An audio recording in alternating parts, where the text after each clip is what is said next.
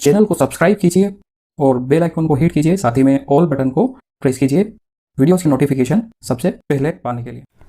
Hello students, कैसे हैं आप सब लोग? I hope you all are well. Students, आज के इस वीडियो में हम पढ़ने वाले हैं क्लास 12th अकाउंटेंसी की बुक फर्स्ट के चैप्टर नंबर फर्स्ट का एक टॉपिक। चैप्टर का नाम है accounting for not for profit organisation और टॉपिक का नाम है steps in the preparation of receipt and payment account. मतलब रिसिप्ट एंड पेमेंट अकाउंट कैसे बनाना है, उसकी क्या स्टेप्स है, वो इस वीडियो में हम आज पढ़ने वाले हैं।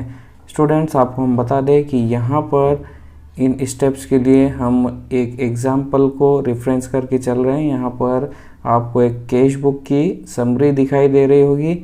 इस कैश बुक की समरी के बेसिस पर ही हम इस रिसिप्ट एंड पेमेंट अकाउंट को बनाने वाले हैं। जैसा कि पिछले वीडियोस में हम बता चुके हैं कि रिसिप्ट एंड पेमेंट अकाउंट क्या होता है। Receipt and payment account cash book की समरी होता है, इसलिए जो रिसिप्ट एंड पेमेंट अकाउंट है वो कैश बुक से ही बनाया जाता है।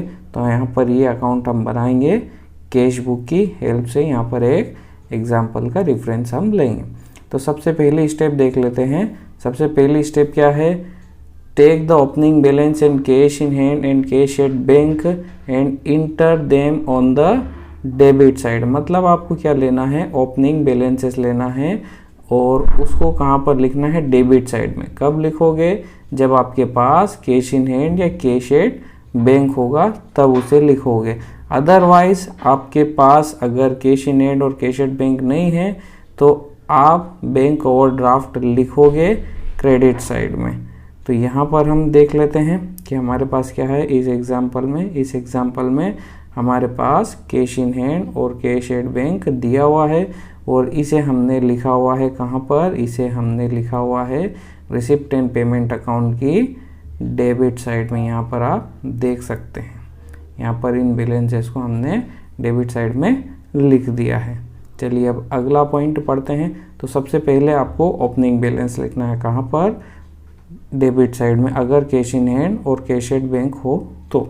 अब यहाँ पर देख लेते हैं दूसरा point. Show the total amount of all receipt on its debit side irrespective of their nature and whether they pertain to past, current and future. मतलब जितने भी जो रिसिप्ट अमाउंट है उसे हम डेबिट साइड में लिखेंगे। अब यहाँ पर आप देख लेते हैं कि यहाँ पर कौन कौन से जो है रिसिप्ट हमें दिखाई देती है, उन्हें हम कहाँ पर लिखेंगे? उन्हें हम डेबिट साइड में लिखेंगे। तो यहाँ पर आप देख सकते हैं हमने रिसिप्ट एंड पेमेंट अकाउंट के डेबिट साइड में जितने भी रिसिप्ट है उन्हें लिखा हुआ है और लास्ट में उसे टोटल किया हुआ है। अब यहाँ पर आप देख सकते हैं कि ये जो अमाउंट है ये टोटल अमाउंट है और ये पास्ट और प्रेजेंट पीरियड का भी हो सकता है और फ्यूचर पीरियड का भी हो सकता है। तो इस टाइप से हम लिख सकते हैं। और जो तीसरा पॉइंट है उसमें कहा गया है कि जितने भी पेमेंट है उन्हें हम क्रेडिट साइड में लिखेंगे। तो यहाँ पर आप देख सकते हैं कि जितने भी पेमेंट है हमने यहाँ पर क्रेडिट साइड में लिख दिया है और लास्ट में उनका टोटल भी कर दिया है। तो यहाँ पर इस प्रकार से 3 पॉइंट हमने कवर कर लिए हैं और यहाँ पर पेमेंट में भी वही कंडीशन अप्लाइड होगी। यहाँ पर भी टोटल अमाउंट लिखा जाएगा। ये जो पेमेंट्स है ये पास्ट, प्रेजेंट और फ्यूचर पीरियड के हो सकते हैं। यहाँ पर रिसिप्ट और पेमेंट के जो पोस्टिंग है उसके लिए आप एक पॉइंट को ध्यान में रखें कि एक तो ये पास्ट, करंट और फ्यूचर पीरियड के हो सकते हैं। दोनों ही एंट्रीज जो है पास्ट, करंट और फ्यूचर पीरियड की हो सकती है। साथ में कैपिटल और रेवेन्यू दोनों ही टाइप के नेचर के हो सकते हैं। दोनों ही रिसिप्ट एंड पेमेंट जो है वो कैपिटल और रेवेन्यू नेचर के हो सकते हैं। कैपिटल नेचर क्या होता है, रेवेन्यू नेचर क्या होता है, इसे हम अपने पिछले वीडियो में ऑलरेडी डिस्कस कर चुके हैं। आप देख सकते हैं salient features of receipt and payment account में हमने थोड़ा सा डिटेल में उसे समझा दिया है ऑलरेडी।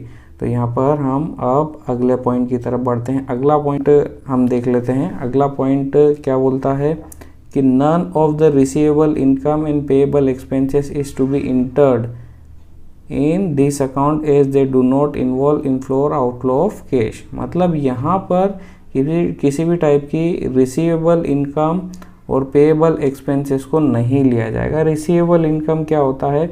रिसीवेबल इनकम का मतलब होता है पैसे आने वाले हैं, मतलब किसी से आपको पैसा लेना है। लेना है का मतलब अभी तक आया नहीं है, लेना है, लेना बचा हुआ है, तो उसे हम यहाँ पर रिकॉर्ड नहीं करेंगे।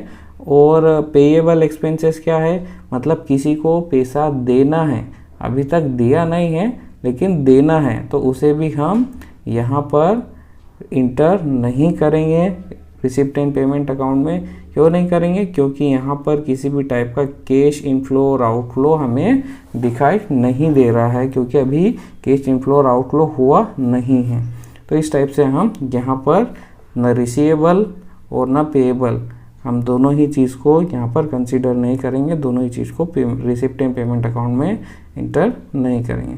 अब फिफ्थ पॉइंट देख लेते हैं। फिफ्थ पॉइंट क्या है स्टूडेंट्स? फिफ्थ पॉइंट के अंदर क्या बोला जा रहा है? फिफ्थ पॉइंट के अंदर कहा जा रहा है कि आपको डेबिट साइड और क्रेडिट साइड का टोटल करना है, और टोटल करने के बाद जो भी साइड शॉर्टर है उस साइड में आपको बैलेंस लिखना है, और वो बैलेंस होगा आपका क्लोजिंग बैलेंस। कौन सा बैलेंस होगा? वो क्लोजिंग बैलेंस होगा। अब यहाँ पर एक चीज़ ध्यान देने योग्य है कि आपके रिसिप्ट एंड पेमेंट अकाउंट में दो साइड है, डेबिट साइड और क्रेडिट साइड। अगर डेबिट साइड ज़्यादा होती है, मतलब रिसिप्ट वाली साइड ज़्यादा होती है, और क्रेडिट साइड का टोटल कम आता है, डेबिट साइड मतलब रिसिप्ट साइड का टोटल ज़्यादा आता है और रिसिप्ट साइड का टोटल कम आता है, तो क्या होगा? आपके पास यहाँ पर जो क्रेडिट साइड जो रिसिप्ट जो स्टूडेंट्स, यहाँ पर फिफ्थ पॉइंट में क्या कहा जा रहा है? यहाँ पर फिफ्थ पॉइंट में कहा जा रहा है कि आपको रिसिप्ट एंड पेमेंट दोनों ही साइड का टोटल करना है, मतलब डेबिट साइड का टोटल भी करना है और क्रेडिट साइड का टोटल भी करना है। और दोनों का टोटल करने के बाद जो डिफरेंस आता है दोनों के टोटल का, उसे शॉर्टर साइड की तरफ लिखना है एज क्लोजिंग बैलेंस। अब यहाँ पर क्लोजिंग बैलेंस किस नाम से लिखा जाएगा उस चीज़ को समझिए। हमारे पास दो साइड्स होती है, डेबिट साइड और क्रेडिट साइड। डेबिट साइड में सारी रिसिप्ट आती है और क्रेडिट साइड में सारे एक्सपेंसेस आते हैं। अब यहाँ पर डेबिट साइड और क्रेडिट साइड, मतलब अगर डेबिट साइड का टोटल ज़्यादा आता है तो क्रेडिट साइड का टोटल कम आता है। तो यहाँ पर हम देखते हैं कि शॉर्टर साइड हमारी हो गई क्रेडिट साइड, तो यहीं पर हम क्लोजिंग बैलेंस को लिखेंगे। अब यहाँ पर क्लोजिंग बैलेंस को किस नाम से लिखेंगे? यहाँ पर क्लोजिंग बैलेंस को लिखेंगे हम कैश और बैंक के नाम से, कैश इन हैंड और कैश एट बैंक के नाम से लिखेंगे। यहाँ पर डेबिट साइड ज़्यादा आती है और क्रेडिट साइड कम आती है। इसका मतलब ये है कि आपके पास इनकम ज़्यादा हो रही है और आपके जो खर्चे हैं वो कम हो रहे हैं, मतलब आपके पास रिसिप्ट ज़्यादा आ रही है और आपके पास पेमेंट कम हो रहे हैं, मतलब आपके पास अमाउंट सरप्लस में है अभी। तो यहाँ पर आपको कैश इन हैंड और कैश एट बैंक यहाँ पर क्रेडिट साइड में लिखना है। लेकिन अगर कंडीशन रिवर्स होती है तो, मतलब डेबिट साइड और क्रेडिट साइड, अब डेबिट साइड का जो टोटल है वो कम आता है और क्रेडिट साइड का टोटल ज़्यादा आता है, तो उस कंडीशन में क्या होगा? डेबिट साइड का टोटल कम आ रहा है, क्रेडिट साइड का टोटल ज़्यादा आ रहा है। उस कंडीशन में क्या होगा? तो उस कंडीशन में होगा ये कि यहाँ पर शॉर्टर साइड हो जाएगी डेबिट साइड, और डेबिट साइड में आपको लिखना होगा क्लोजिंग बैलेंस। बट यहाँ पर क्लोजिंग बैलेंस आप कैश और बैंक के फॉर्म में नहीं लिखोगे, यहाँ पर लिखोगे बैंक ओवरड्राफ्ट के फॉर्म में। यहाँ पर बैंक ओवरड्राफ्ट आपको लिखना पड़ेगा। तो इस प्रकार से आप यहाँ पर इसे मेंशन कर सकते हैं। चलिए देखते हैं नीचे क्या लिखा गया है। यहाँ पर हम देख लेते हैं, दोनों साइड्स का हमने टोटल किया है और दोनों साइड्स का टोटल करने के बाद हमें क्या पता चलता है? हमें पता चलता है कि जो डेबिट साइड है उसका टोटल ज़्यादा है, जो क्रेडिट साइड है उसका टोटल कम है, और दोनों का जो डिफरेंस है वो क्रेडिट साइड में लिखा जाएगा। किस नाम से लिखा जाएगा? कैश इन हैंड और कैश एट बैंक के नाम से लिखा जाएगा। आप यहाँ पर देख सकते हैं। अगर ये टोटल ज़्यादा होता और ये टोटल कम होता तो आपको यहाँ पर बैंक ओवरड्राफ्ट लिखना पड़ता, जो भी डिफरेंस अमाउंट है उस नाम से यहाँ पर बैंक ओवरड्राफ्ट लिखना पड़ता। सो स्टूडेंट्स, यही कुछ स्टेप्स थी जिससे आप रिसिप्ट एंड पेमेंट अकाउंट बना सकते हैं। आई होप ये स्टेप्स आपको समझ में आ गए होंगे। स्टूडेंट्स, अब हम मिलते हैं आपसे अगले वीडियो में, तब तक के लिए good bye, take care. Students, I hope ये वीडियो आपके लिए काफ़ी हेल्पफुल रहा होगा। स्टूडेंट्स, अगर आप इस वीडियो को यूट्यूब पर देख रहे हैं तो आप हमारे चैनल को सब्सक्राइब कर सकते हैं। साथ ही में आप बेल आइकन को हिट करके और ऑल के बटन को प्रेस कर सकते हैं ताकि समय पर आपको हमारे यूट्यूब वीडियोस के नोटिफिकेशन मिल जाए। उसके साथ ही अगर आपको ये वीडियो अच्छा लगता है तो आप इसे लाइक कर सकते हैं, अपने दोस्तों के साथ इसे शेयर कर सकते हैं। अगर कोई सवाल या सुझाव हो तो आप नीचे कमेंट बॉक्स में हमें कमेंट भी कर सकते हैं। अगर ये वीडियो आप इंस्टाग्राम पर देख रहे हैं तो हमारे इंस्टाग्राम हैंडल को फॉलो कर सकते हैं।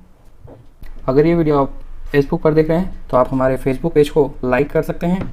स्टूडेंट्स, इस वीडियो के लिए बस इतना ही। हम मिलते हैं आपसे अगले वीडियो में, तब तक के लिए जय हिंद, जय भारत।